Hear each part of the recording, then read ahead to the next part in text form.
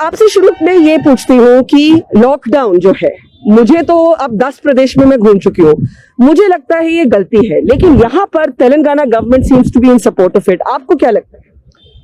बरखा, मैं तो इस पर एक आर्टिकल लिखा हूँ और मैंने ये कहा है कि एक लॉकडाउन अनकॉन्स्टिट्यूशनल है, अनप्लान्ड है। इसका एपिडेमिक एक्ट और एनडीएमए को इस्तेमाल करके लॉकडाउन करना ये बिल्कुल गलत है। दिल्ली में बैठे हुए चंद लोग ये नहीं तय कर सकते कि हैदराबाद में कौन सा पूरा हैदराबाद बंद होना चाहिए, कौन सा नहीं बंद होना चाहिए, और बिल्कुल गलत है ये। मैं इसके फेवर में नहीं था। हाँ, यकीनन सोशल डिस्टेंसिंग हो, थोड़ा बहुत कर्फ्यू हो, ये सब सही था, मगर गवर्नमेंट से कोई हेल्प नहीं, कहीं सेंट्रल गवर्नमेंट से कोई हेल्प नहीं, तो ये लॉकडाउन कैसा है? तो गरीब तो मर रहा है। कई लोग मुझसे कह रहे हैं कि असद साहब या तो कोविड से मर जाएंगे, गरीबी से पहले मर जाएंगे हम। एक्चुअली मुझे बहुत लोग मिले असद भाई, माइग्रेंट वर्कर्स बोलते, हाईवे आफ्टर हाईवे पे उन्होंने यही बोला कि हम वायरस से पहले गरीबी से मरेंगे। लेकिन आपने अनकॉन्स्टिट्यूशनल क्यों बोला है? इसलिए कि कौन से कॉन्स्टिट्यूशनल प्रोविजन में आपने लॉकडाउन किया है? कहाँ है? एपिडेमिक एक्ट में कहाँ लिखा हुआ है? एनडीएमए एक्ट में कहाँ लिखा हुआ है? एनडीएमए एक्ट में लिखा हुआ है कि आप कंसल्ट करेंगे, कोऑपरेट करेंगे, गवर्नमेंट को हेल्प करेंगे। और अफसोस की बात यह कि पूरे इंडिया में सब लोग उसको कबूल कर लिया, इवन अपोजिशन रूल स्टेट्स। ये तो गलत है, इसका प्रोविजन ही नहीं है कि कैसे तय करेंगे कि लॉकडाउन कर दो, पूरा बंद कर दो। ये फिर कोई दिल्ली में बैठ के बोलेगा कि नहीं हैदराबाद बंद रहेगा, अतराफ में खुला रहेगा, तो ये बिल्कुल ही यानी कौन तय करेगा? ये इनको क्या मालूम हैदराबाद के बारे में? लेकिन आपने जिक्र किया कि नॉन बीजेपी स्टेट्स क्या कर रहे हैं, और मैं आपसे यही पूछना चाहती हूँ कि बहुत से जो चीफ मिनिस्टर्स हैं, opposition chief ministers, they are in favour of an even harder lockdown. अब आप तेलंगाना में देख लीजिए, are you in agreement with the state government? नहीं, यकीनन हम यहाँ पर स्टेट गवर्नमेंट की अलाई हैं, तायद कर रहे हैं, मगर मैं इस लॉकडाउन के फर्दर एक्सटेंशन के खिलाफ हूँ। यकीनन कर्फ्यू रखिए आप, रिलीजियस प्लेसेस को बंद रखना है, थोड़े दिन के लिए बंद रखिए, मॉल्स है, सिनेमा हॉल्स है, पर दूसरा तो इकोनॉमिक एक्टिविटी होना चाहिए ना। कहाँ से ला के देंगे आप? इतनी गुर्बत है, इतनी भूख मैंने जिंदगी में अपनी पॉलिटिकल लाइफ में नहीं देखी है। मेरे को 25 साल हो गए पॉलिटिक्स में, मगर कभी इतना नहीं देखा मैं। जो लोग भूख के लिए, खाने के लिए, पैसों के लिए तड़प रहे हैं, और इससे बढ़कर यह है कि हेल्थ इमरजेंसी है। जो हैदराबाद में 1 कमरा 2 कमरे के डॉक्टर्स एमबीबीएस डॉक्टर खोल के चलाते थे, जिसमें डायबिटिक हो, बच्चों का, पूरे बंद पड़े हुए हैं। इतना बड़ा, अच्छा पैसे नहीं है कि बड़े अस्पताल में जाकर इलाज कर सके, तो हर एतबार से गलत है। कि माने हैदराबाद में कहावत है कि दीवाने उठे सर को मुस्सा लपटे, माने act in haste repent in leisure. आपने इमीडिएटली फैसला कर दिया और भुगतना गरीब को पड़ रहा है। ये आपने एक बहुत जरूरी बात की कि जो नॉन कोविड पुअर है, क्योंकि हमने बहुत शहरों में ये पाया कि जिसको किडनी डिजीज हो, डायबिटीज हो, कैंसर हो, ट्यूबरकुलोसिस हो, आज उस गरीब आदमी के पास कहीं जाने की जगह नहीं है। बरखा, मैं आपको बता रहा हूं कि डायलिसिस पेशेंट जो गवर्नमेंट हॉस्पिटल में जाते थे, शुरू में इतनी तकलीफ हुई यहाँ पर, मुझे फिर यहाँ हेल्थ मिनिस्टर से बात किया, फिर वो चालू किया गया। मगर अब दूसरे जो अस्पताल को जा रहे हैं, वो डॉक्टर्स बोल रहे हैं आप कोविड टेस्ट कराओ, और अनफॉर्चुनेटली है कि कई डायलिसिस पेशेंट्स को कोविड निकल रहा है। अब हमारे गांधी हॉस्पिटल में माशाल्लाह से हो रहा है, उनका इलाज भी हो रहा है, मगर ये बहुत बड़ा प्रॉब्लम है। हेल्थ का तो बहुत बड़ा प्रॉब्लम है। पैसे नहीं उनके पास, बड़े अस्पताल क्यों जाएंगे? जहां पर छोटे जगह काम होता था, उनको आज बड़े अस्पताल में जाकर कैसे काम कराएंगे?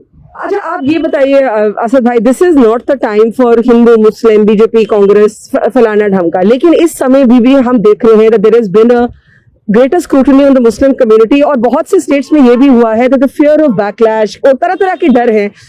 इन मेनी मुस्लिम नेबरहुड्स लोग खुद वॉलंटियर करके इंफॉर्मेशन नहीं दे रहे। यहाँ पे क्या एक्सपीरियंस है? नहीं, यहाँ पर जब ये शुरू हुआ था, सबसे पहले वर्का तेलंगाना स्टेट ने ही दिल्ली में यूनियन गवर्नमेंट को बताया था कि जो तबलीगी जमात के इंडोनेशिया से लोग आए थे, करीमनगर उनका टेस्ट किया था, तो मालूम है कि इनको कोविड निकला। इमीडिएटली हम गवर्नमेंट को इन्फॉर्म किया, यूनियन गवर्नमेंट को। वो लोग तो 8-10 दिन अपना वेस्ट किए उसमें।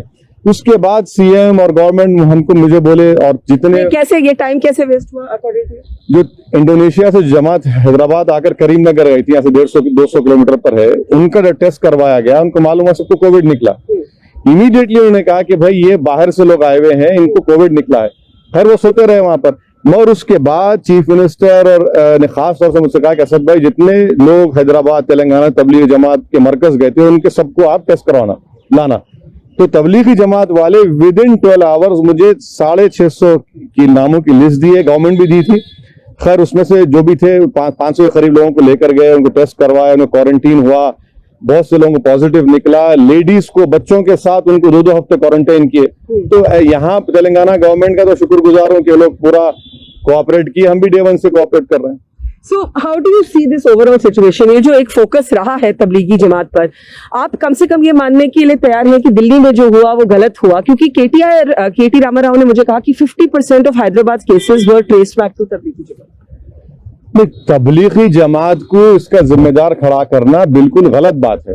बरखा सबसे पहले केरल में 3 लोग आए थे जनवरी में, उसके बाद इटालियन टूरिस्ट थे, और फिर ऐसे कई रिलीजियस प्लेसेस पर वैष्णो देवी में लोग फंस गए, तो वहां उनको फंस गए कहा गया, यहाँ पर उनको कहा जा रहा है कि आप लोग फैला दिए। नांदेड़ महाराष्ट्र में भी हमारे सिख भाई थे, वो भी हुआ है।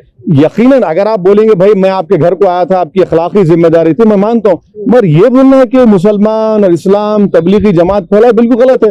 तो फिर आपने पार्लियामेंट को एडजर्न नहीं किया, आपने मध्य प्रदेश में क्राइसिस को गवर्नमेंट बनाने के लिए वहां पर पूरी भीड़ जमा की, नमस्ते ट्रम्प हुआ, तो फिर ये क्या है? फिर तो ये गलत बात है कि सिर्फ इसी पर बोझ डाल देना, इन्हीं नहीं किया, ये बिल्कुल गलत है। अब उनके डॉक्यूमेंट्स भी हैं, वो लोग पुलिस को मिले हैं, बता रहे हैं कि भाई हमने लिख के दिया था, आप परमिशन दीजिए, हम भिजाने तैयार है। लॉकडाउन हो गया उसके बाद। पर आपको लगता है कि इससे मतलब कई ऐसे हमारे प्रोमिनेंट मुस्लिम वॉइसेस भी हैं, उन्होंने भी तबलीगी जमात की काफी निंदा की है? अब नहीं, ये देखिए तबलीगी जमात की निंदा करना बहुत आसान है। अब जब वो उनके चीफ मौलाना साद का वॉइस के सैंपल इंडियन एक्सप्रेस की रिपोर्ट आई, अब जब उसके बाद सब बोले रहे भाई तो गलत हुआ, ये तो हमने गलत कहा था, वो रिट्रैक्ट भी कर रहे। अरे ये अजीब और गरीब माहौल है बरखा। देखिए जर्नलिस्ट काम कर रहा है, तो एक आदमी है जो उस पर पूरा नूर नजर है। एक जर्नलिस्ट इंडियन एक्सप्रेस का है, उसको पुलिस बुलाती है, कोई पूछने वाला नहीं है उसको, क्योंकि उसने कहा कि भाई उनकी वॉइस रिकॉर्डिंग के उसमें वो सही नहीं आ रही आवाज, और बिल्कुल उसमें फर्स्ट है। तो ये तमाशा हो रहा है। आखिर में आप क्या समझते हैं कि हमारी जो राजनीति, हमारा देश तो बदलने वाला है, कोरोना वायरस ये साल कैसे गुजरेगा किसको नहीं जानता, हमारी राजनीति कैसे बदलेगी इससे? बरखा मुझे लगता है कि इस मुल्क को दोबारा एक नेहरू जैसे विजनरी लीडर की जरूरत है, जो इस मुल्क को रिकंस्ट्रक्ट करेगा। You quoting Nehru and I know how much you dislike the Congress. Yes, I dislike the Congress, but the role of Nehru in prevailing and strengthening democracy, I cannot deny that. I am against Congress too, but अब तो मुल्क को बनाना है। जब ये lockdown खत्म होगा, लोग बाहर निकलेंगे, तो यकीन मानिए जब उनको अंदाजा होगा कि पूरा बर्बाद हो चुका है, कुछ बाकी नहीं रहा है, मुल्क को दोबारा बनाना पड़ेगा। ये 4 बजे के अनाउंसमेंट, 8 बजे के अनाउंसमेंट, दिया जलाओ, इससे होने वाला नहीं है। अब मुल्क को रिकंस्ट्रक्ट करना पड़ेगा, दोबारा बनाना पड़ेगा। उसके लिए एक बहुत बड़े विजन की जरूरत है, और इसमें अगर आप लोगों को तोड़ेंगे मजहब के नाम पर, जात के नाम पर, गरीबी के नाम पर, अरे भाई आप इतने 122 लोग कल यूपी में एक्सीडेंट में मर गए, इनकी कीमत नहीं है क्या जान की? लोगों की ट्रेन पटरियों में सो रहे हैं, ट्रेन चली जाती है, कौन है वो लोग? 8 के 8 गोंड ट्राइबल हैं, कोई पूछने वाला नहीं है। तो ये इस मुल्क को दोबारा तामीर करना पड़ेगा, रिकंस्ट्रक्ट करना पड़ेगा। उसके लिए बहुत बड़े दिल की और विजन की जरूरत है। मोदी जी अगर आपसे मशवरा मांगे आखिर में, तो आप उनको क्या एडवाइस देंगे? आप मेरे दुश्मन हैं। नहीं, मैं सच में पूछ रही हूँ, क्योंकि ये राजनीति का वक्त नहीं है। हर कोई, मैं भी देती हूँ मोदी जी को मशवरा, चाहे वो सुने या नहीं। नहीं, मैं पहले तो मुझे यकीन है कि मुझ जैसे अदना से मशवरा नहीं लेंगे। उनके पास बहुत बड़े अनमोल हीरे हैं जो आज इस मुल्क को इस चौखट पर लाकर छोड़ दिए हैं। मगर मैं इतना ही कहूंगा कि इस मुल्क को दोबारा रिकंस्ट्रक्ट करने की जरूरत है। ये कोविड क्राइसिस एक मौका है, हर चीज को सही तरीके से बनाने की जरूरत है। यही हम मशवरा दे सकते हैं, मगर ये कब होगा? जब आप लोगों को साथ लेकर चलेंगे। अगर आप जो आपके खिलाफ है तो ठीक है, खिलाफ रहने दीजिए, मगर नहीं वो एंटी नेशनल है, वो हमारी लाइन फॉलो नहीं करता, वो गंदा है, वो फुला है, तो ये तो नहीं चलेगा। असद ओवैसी, बहुत बहुत शुक्रिया। असदुद्दीन ओवैसी।